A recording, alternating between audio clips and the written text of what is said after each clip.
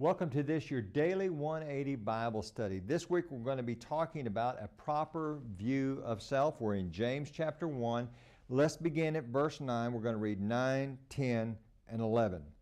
Let the lowly brother glory in his exaltation, but the rich in his humiliation, because as a flower of the field he will pass away. For no sooner has the sun risen with a burning heat than it withers the grass, its flower falls, and its beautiful appearance perishes. So the rich man also will fade away in his pursuits. This week we're talking about a proper view of self. Now the reality is an inflated view of self or a diminished view of self they're both wrong.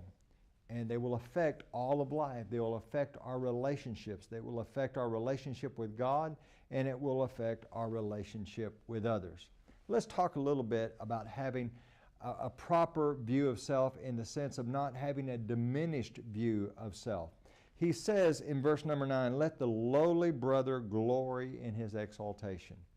You know, we need not say, well, I have no value, I am of no significance. That's not true. We need to be humble, and we need to have a proper view of self. But if you are among the human race, and you are, then you have value. We're told in Genesis chapter 1 and verse number 26, we're made in the very image of God. And God has made humanity the crowning act of creation. But also, if you're a child of God, you have been recreated. And God's goal for you is to be conformed to the image of His Son. Listen to 1 John chapter 3 and verse number 1. Behold, what manner of love the Father has bestowed on us, that we should be called the children of God. Anyone who is a Christian should not have a diminished view of self. You're a child of God. Now listen very closely to me. If being a child of God is not enough, then you'll never do enough in your life.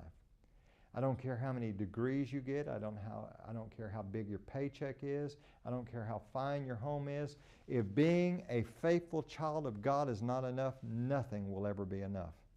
And here James is saying that in verse number 9, we need to have a proper view of self. Thank you for being with us today, and join us again tomorrow.